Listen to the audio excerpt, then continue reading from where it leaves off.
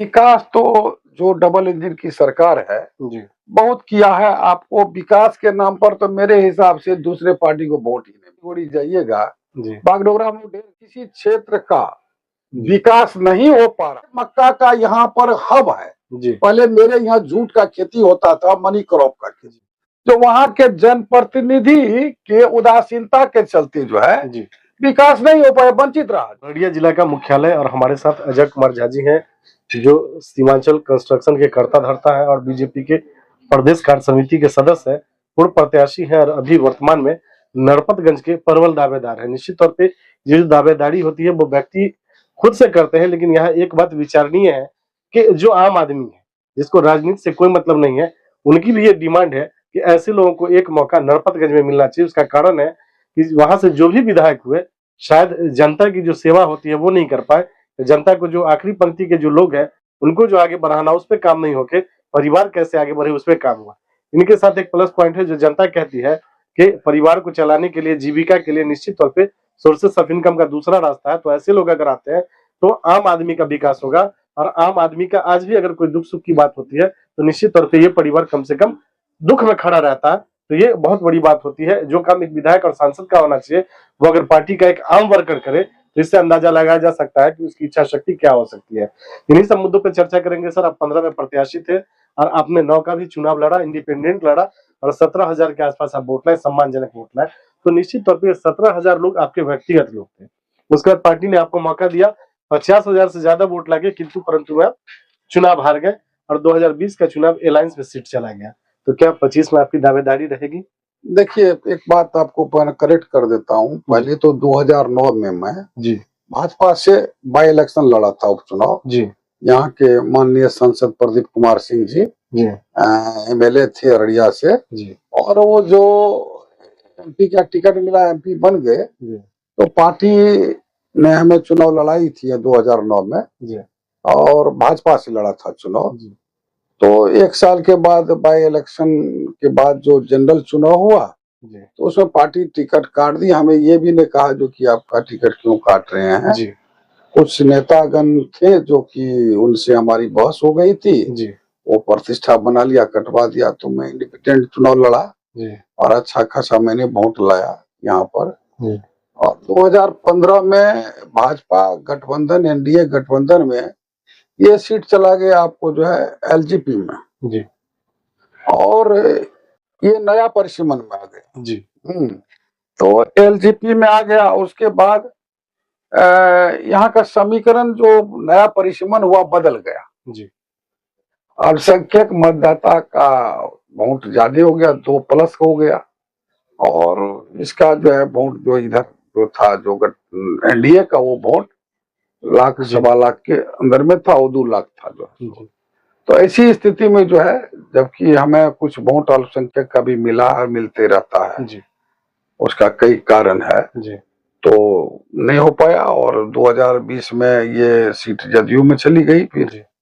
तो ये हो गया। ऐसे में ये क्षेत्र में मैं अब चुनाव लड़ना भी नहीं चाह रहा था। नरपतगंज के लोगों का डिमांड है कि आप वहां से चुनाव लड़ें। हाँ, आपका वो विधानसभा राइट, बहुत अच्छा बात आपने इसका मतलब क्षेत्र में गया है, आपको खुद को पता होगा। वो मेरा होम विधानसभा क्या है, मेरी जन्म स्थान है नरपतगंज के बरगमा प्रखंड में सिरसिया कला, और कर्म स्थान अररिया है, लेकिन वो गांव है और एरिया है अपना। तो मैं प्राय उस क्षेत्र में घूमता हूँ और सबके सुख दुख में मैं जाते रहता हूँ जो है, ठीक है ना। तो मेरे वहाँ के लोगों का कहना है जो कि आप अपने घर से ही चुनाव लड़िए जो है। इसका अपने आम जो कार्यकर्ता लोग हैं, आम नागरिक तक का जो है, आप यहीं से चुनाव लड़े। आपको बहुत पहले बनना था, नहीं हो सका तो आप यहाँ आइए जो है, ठीक है ना जी। तो बहरहाल क्या है, तो मैंने पार्टी में सब बात रख दी है अपनी। फर्स्ट चॉइस मेरा फारबिसगंज भी है जी। उसका क्या है, तो फारबिसगंज में मेरे समाज का लगभग 30 वर्ष स्वर्गीय सरजुग मिश्रा जी जो है कांग्रेस के थे, एमएलए रहे हैं। 10 साल मायानंद ठाकुर जी जो है भाजपा से एमएलए रहे हैं फारबिसगंज में। तो इस वजह से मेरा सब डिवीजन भी पड़ता है वो जो है, ठीक है ना। अब मेरा काफी घर द्वार भी फॉरबिसगंज में भी है, अपना कारोबार भी, मॉल है, ये वो है, ठीक है ना। तो वो है, इधर पार्टी को ये लगे कि नहीं अभी जो है कुछ तो अंदर की बात है जो समीकरण मिलाता है, जो अभी वर्तमान है उसका कटेगा तो फिर उसी समाज को, तो मैंने फिर बोला आप नरपतगंज से चुनाव लड़ो, मेरा विधानसभा है और मैं 50,000 से जीत करके ये सीट आपको दूंगा। अभी जो आपके विधायक है निश्चित तौर पर पार्टी के हैं, लेकिन जो एक विधायक का एम्बिशन होता है, एक रोड मैप होता है, ब्लूप्रिंट होता है, शायद उस पर काम नहीं हुआ और वहाँ की जो मूलभूत समस्याएं हैं, चाहे वो स्वास्थ्य की हो, शिक्षा की हो या फिर और भी समस्या सड़क की हो, उस पर काम कहीं नहीं दिखा। देखिए, ये चूंकि मैं दल में हूँ जी और पार्टी के प्रदेश कार्य समिति सदस्य हूँ जी, तो पार्टी का एमएलए है, ये तो मैं आपको ऑन द रिकॉर्ड नहीं बता सकता हूँ जी। विकास की जहां तक बात है, विकास तो जो डबल इंजन की सरकार है जी बहुत किया है। आपको विकास के नाम पर तो मेरे हिसाब से दूसरे पार्टी को वोट ही नहीं मिलना चाहिए जी। खास करके मेरे एरिया में आप देखिएगा, अभी 0 माइल से सिलीगुड़ी जाइएगा, बागडोगरा हम लोग 1.5 घंटा में जाते हैं जी। आप रेलवे लाइन देखिए, गलगलिया, अररिया, सुपौल, और ये सामने 4 लेन, अभी एक्सप्रेस हाईवे गोरखपुर और टू सिलीगुड़ी आज ही अखबार में छपी है, जो है उसका हो गया है, अधिग्रहण होगा। वो नहीं है, बिजली है, स्वास्थ्य सब है। ये थोड़ा सा ये लोग क्या है, मैं बता रहा, आपने हमको कहा एक्चुअल में ऑलरेडी रिटायर करके तो फिर आए, जो है पुलिस में थे, रिटायर करके आए, एज भी हो गया है उनका जो है। आदमी क्या चाहता है ना, सरकार का हमको अपने जेबी से मक्के गेहूं बेच के नहीं लगाना है जी। सरकार बहुत आपको जो है मतलब साधन है सरकार के पास में जी। आसकत से अगर किसी क्षेत्र का विकास नहीं हो पा रहा है जी। तो आमतौर पर ये ठो बात मैं कह सकता हूँ, जो वहां के जनप्रतिनिधि के उदासीनता के चलते जो है जी। विकास नहीं हो पाया, वंचित रहा जी। ठीक है ना जी। क्योंकि सरकार के पास में साधन है, वो साधन को आपको मुहैया कराना है पब्लिक को फायदा के लिए जो है, और आपको लोगों से मिलते जुलते रहना पड़ेगा। नरपतगंज विधानसभा में सर क्या चुनौतियां मानते हैं? जब जाते हैं लोगों के बीच तो लोग अपनी समस्या क्या बताते हैं सबसे ज्यादा? नहीं, समस्या तो देखिए, अब तो जैसे स्वास्थ्य में तो काफी प्रगति हो रही है। परसों भी माननीय स्वास्थ्य मंत्री आए थे, जितना बात अभी ऑन गोइंग में है जी। हो जाएगा तो उसका समाधान हो जाएगा था जी। लेकिन हो जाएगा आने वाले समय में, इसका समाधान हो जाएगा। इसमें हम लोग चूंकि जब जाने वो डाटा जो पेश कर रहे थे, डीएम साहब भी थे, सिविल सर्जन थे, तो लगभग पंचायत स्तर पर जी। उसका योजना है करने का, शुरू भी काम है, जो है ये हो जाएगा आपको। हम लोग जो आपका देखिए लोगों का पलायन का तो मुद्दा है, ये बेरोजगारी का। इस जिला में, ये बिहार के ये जिला में कम से कम जो है बाढ़ से मतलब जो है पीड़ित रहता है, कोसी से प्रभावित है, तो इसका समाधान होना चाहिए। इसका समाधान होना चाहिए। समाधान के लिए सरकार जो है, केंद्र सरकार ने मतलब जो है 11,000 करोड़ का कोसी मेची नदी जोड़ योजना को स्वीकृत कर दिया है, तो समय लगेगा 1-2 साल और वो हो जाएगा, आपको आने वाले समय में हो जाएगा।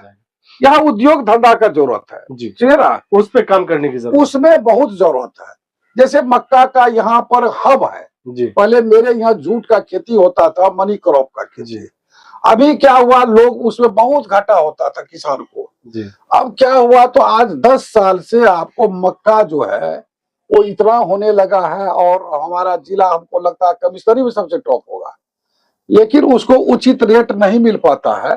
सरकार से आप लोगों के माध्यम से भी मांग करूंगा जो उसका एमएसपी लागू हो, और उसका फैक्ट्री अगर स्टार्च फैक्ट्री लग जाता है तो किसान को समझिए जो है बहुत बढ़िया बात हो जाएगा, मतलब बेरोजगारी भी काफी हद तक दूर हो जाएगा। हम लोगों की सहयोग और शुभकामनाएं आपके साथ है। पार्टी आपको सिंबल देती है नरपतगंज से, और जनता आशीर्वाद देके विधानसभा भेजती है, तो चुनाव जीतने के बाद आपकी पहली प्राथमिकता क्या होगी?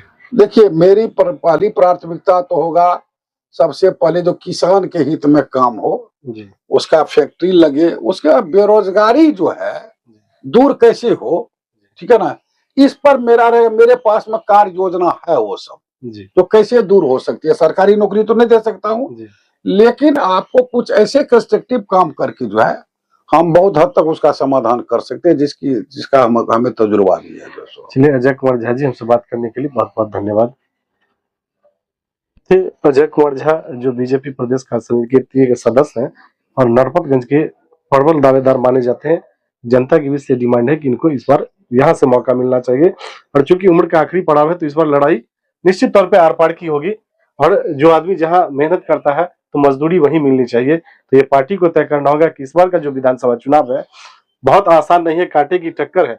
अगर गलत प्रत्याशी का चुनाव होता है तो आपके अगल बगल के विधानसभा पे भी निश्चित तौर पे असर पड़ता है। और बीजेपी बात करती है तो जो फॉरवर्ड वोट है या फॉरवर्ड सीट है, शायद बीजेपी को इस पर भी ध्यान देने की जरूरत है। अब वोट तो लेते हैं लेकिन सम्मानजनक सीट नहीं देते हैं, समझौता नहीं करते हैं। तो चूंकि इनका एक ये भी चल रहा है, एक सामाजिक संगठन भी है परशुराम परिषद, जिसके ये राष्ट्रीय संयोजक है, तो निश्चित तौर पे अगर इनके जैसे लोगों को मौका मिलता है तो जो सामाजिक संगठन है या और भी बहुत सारा संगठन है तो निश्चित तौर पे एक प्लेटफॉर्म पे आएगा, इनके लिए चुनाव जीतना आसान होगा। एक बात विचारणीय ये है कि जो आम लोग हैं, गरीब गुरबा है, जिसको राजनीति से कोई मतलब नहीं है, उनका अगर डिमांड होता है कि ऐसे लोगों को प्रत्याशी बनाए, तो पार्टी का भी यही फीडबैक होना चाहिए कि ऐसे लोगों को मौका मिले जो आदमी व्यक्तिगत दम पे चुनाव जीत सकता हो। पार्टी का कैडर वोट, अपने वोट और व्यक्तिगत वोट वो होता है जो, चाहे वो बीजेपी के हो, आरजेडी के हो, जेडीयू के हो, लोजपा के हो, वो व्यक्तिगत कारणों से वोट करते हैं तो चुनाव जीतना आसान हो जाएगा। हमारा भी ये संदेश है, सीधे तौर पे पार्टी को इस बार विचार करना होगा। पिछले बार किंतु परंतु में आपने जो बलि चढ़ाया, आपने जो सिंबल अगर निश्चित तौर पे दूसरी पार्टी का था, अलायंस पार्टनर में आप फाइट कर सकते थे, अपने कैंडिडेट को वहां चुनाव लड़ा सकते थे, लेकिन आपने नहीं लड़ाया, रिजल्ट आपके विपरीत आया। लेकिन इस बार अगर नरपतगंज में यही स्थिति रही तो शायद विरोधी के लिए आसान होगा। जब विरोधी भी मानते हैं कि अगर ये आते हैं, अजय कुमार झा वहां से आते हैं सिंबल लेके, तो राह इस बार बहुत आसान नहीं होगा और बीजेपी निश्चित तौर पे वहां से चुनाव जीतने का काम करेगी। और अररिया के लिए जो सेफ जोन और सेफ सीट माना जाएगा उसी को कहा जा सकता है। ये आप लोग जो है नरपतगंज विधानसभा क्षेत्र से आते हैं, जी जी, आपके विधायक जी कौन हुए? जयप्रकाश नारायण। क्या उनके कार्यकाल से आप लोग खुश हैं? अभी खुश में हैं जी, क्यों? क्षेत्र का दौरा भी नहीं करते हैं, जिसमें कोई काम जो है किया नहीं है। अगर उसको टिकट देगा तो इस बार यूज कर लेगा। जी, सर, अभी अभी जो विधानसभा का चुनाव होना है 2025 का, किन मुद्दों को लेकर के आप लोग वोट करेंगे और किस तरह का कैंडिडेट होना चाहिए आपका? कैंडिडेट होना चाहिए, मान लीजिए जो काम करे, जो विकास करे, जो हर एक आदमी के पास जाए, वही ना हुआ। अब जो मान लीजिए जीत के गया, एक बार क्षेत्र घूमबे न करता, ना कि पुलिसिया रोब में जनता से कैसे डील कैसे लोग आना चाहिए? जो काम करे, विकास करे। जैसे कि हमारे नजर में देखा जाए तो एक अररिया से हैं अजय कुमार झा जी, सबसे प्रबल दावेदार, सबसे अच्छे हम लोगों को सूट करने वाले तो वही दिख रहे हैं आजकल। जी, उसका उनका क्षेत्र होम टाउन भी है, बहुत समय से प्रयासरत भी हैं, जी, परंतु मौका नहीं मिल रहा है, ना पार्टी के द्वारा, ना जनता का भी इस बार यही मूड बनाया हुआ है कि अगर उनको टिकट मिलता है तो हम सब अपना जी जान झोंक दें। क्या लगता है, आप इतने इसके यकीन के साथ कह रहे हैं कि अजय जी को अगर मौका मिलता है तो? हाँ, क्योंकि इसलिए इतने यकीन के साथ कह रहे हैं कि उनको हम लोग बचपन से जान रहे हैं, ठीक है। वो एक अच्छे कॉन्ट्रैक्टर भी यहाँ से रहे हैं, एक अच्छे सामाजिक लोग भी, और उनका फैमिली बैकग्राउंड भी जो है यहाँ के पॉलिटिक्स से जुड़ा हुआ है, नरपतगंज के पॉलिटिक्स से जुड़ा हुआ है। उनके चाचा जी थे स्वर्गीय श्रीदेव झा जी, जिनका कि कुछ दिन पहले मूर्ति अनावरण हुआ है। हम लोगों ने देखा उनका जिस हिसाब से है, उनका अप्रोच कहा जाए पब्लिक के प्रति, एक छोटा सा कार्यक्रम करने पे 10,000 लोग जुट गए थे उनके यहाँ पे, और सभी को उतना ही सम्मान मिला जितना एक मिनिस्टर को मिला। तो हम लोग क्यों नहीं कह सकते हैं? वो तो वैसे भी जब किसी पद पे ना रहते हुए भी, किसी ये ना रहते हुए, बस अपने होम टाउन की माया को लेकर के, मुंह माया को लेकर के वो इतना करते हैं कि सप्ताह में 2 दिन 3 दिन 4 दिन तो हम लोग उनको देख लेते हैं, उनकी गाड़ी दिख जाती है यहाँ पे। जब वो किसी पोस्ट पे नहीं है, वो आते हैं, चाहे बाढ़ हो, चाहे किसी के घर में छोटा सा आग क्यों ना लग जाए, वो तो आते हैं। लोगों के सुख दुख में हाँ, हमेशा आते हैं, खड़े वो हैं। आते हैं। तो अभी जो वर्तमान में जो विधायक है तो बीजेपी से है, बीजेपी से क्या इस बार बीजेपी उनको टिकट देगी तो क्या लूज करेगा? लूज कर देगा। उनका रॉब पुलिसिया है, पुलिसिया रॉब में बात करते हैं वो, कौन? जो वर्तमान विधायक विधायक है। सबसे बड़ी समस्या उनसे मुलाकात होना, सबसे बड़ी समस्या तो ये उनसे भेंट नहीं हो पाती है। उनके घर पे जाइए, घूम के चले आइए आप। जी, विधायक अभी, जी अभी कहाँ है? इलेक्शन का टाइम है तो क्या उनका दर्शन होता है? हाँ, इलेक्शन के टाइम में तो दर्शन हो गई है ना। बाकी हाँ, लेकिन होगा ही। फेसबुक पे दिखते हैं ज्यादा, फेसबुक पे ज्यादा दिखते हैं। मतलब कि जमीनी नेता कम फेसबुक या नेता ज्यादा? फेसबुक पे दिखते हैं, जमीन से ज्यादा फेसबुक पे दिखते हैं वो। क्या नाम हो गया आपका? मेरा नाम चंदन झा हुआ।